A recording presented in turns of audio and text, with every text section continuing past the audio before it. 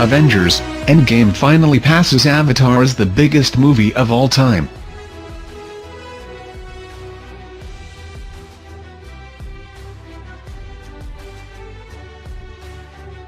Just over a month ago, Avengers Endgame fans conceded defeat to James Cameron's 2009 Avatar, acknowledging it would remain the biggest movie of all time. Last night at San Diego Comic-Con, Marvel Studios president Kevin Feige announced that's no longer true. Endgame, the culmination of a 22-movie arc started by Marvel in 2008, will officially surpass Avatar as the highest-grossing movie of all time either today or tomorrow. There is an approximate $500,000 difference between Endgame and Avatar, which analysts predict will close within a day. It's why Feige could make the announcement he did at Comic-Con.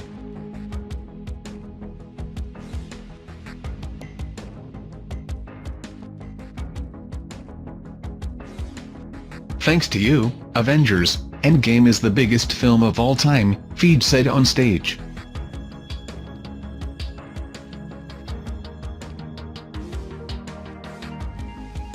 Disney and Marvel Studios have been gunning for the top spot, which has been held by Cameron and 20th Century Fox, now a Disney property, for a decade. The company released a different version of Endgame in theaters on June 28 to help draw in audiences once again, promising a deleted scene one that underwhelmed fans, a Stan Lee tribute, and an official post-credit scene.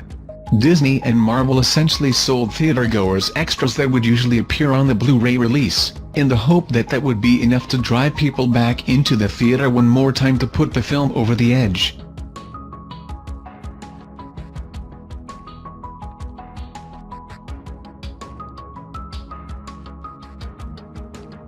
At that time, Endgame was $37 million from toppling Avatar, and many, both Disney insiders and rival distribution sources, didn't believe the re-release would put the superhero pick over the top.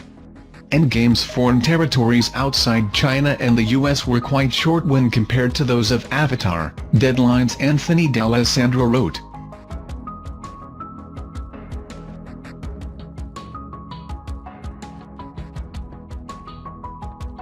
Most of the $37 million is believed to have come from offshore markets, according to Deadline, but there was a real campaign in the US to make Endgame the biggest movie of all time.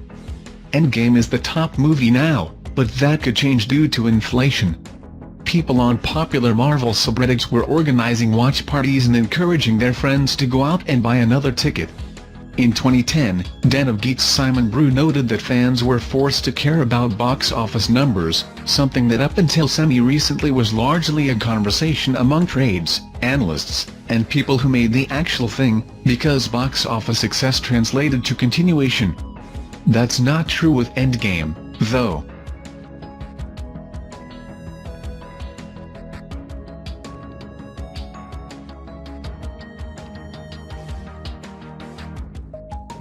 The Marvel Cinematic Universe is already too big for Disney to suddenly worry about whether Endgame is the biggest movie of all time or the second. This isn't a suffering independent film. Marvel's time at Hall H last night was a reminder that, over the next 3 years, Disney's superhero division is set to dominate both theatrical and streaming worlds. The message that Feige sent was simple: we own it all. Why bother competing? In many ways, it's similar to the message Disney sent in its open and shameless attempt to surpass Avatar. It's not success driven by shareholder concerns. Endgame already did what it was supposed to. This was success driven by ego.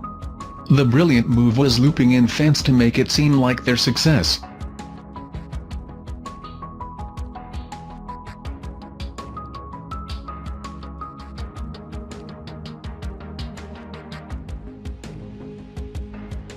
A huge congratulations to the Marvel Studios and Walt Disney Studios teams, and thank you to the fans around the world who lifted Avengers Endgame to these historic heights, Disney chairman Alan Horn added in a statement to Deadline.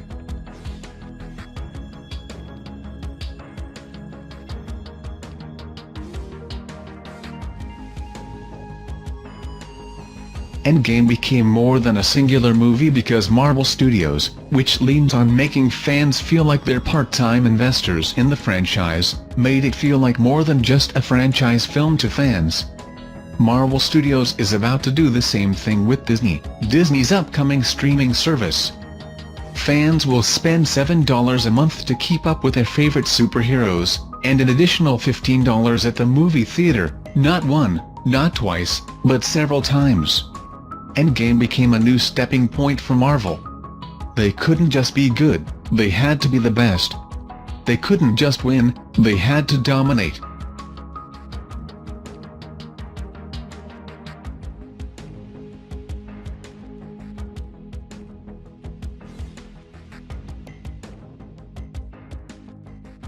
The Marvel fans' desire to unseat Avatar as the top-grossing film of all time is ultimately an attempt to help one of the largest corporations on this planet squeeze more money from fans and provide more value for stockholders, Cameron Kunzelman wrote at Polygon.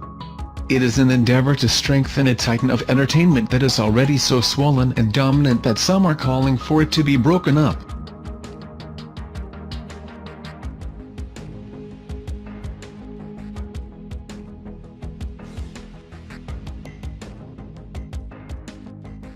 Disney nor Marvel Studios are being broken up.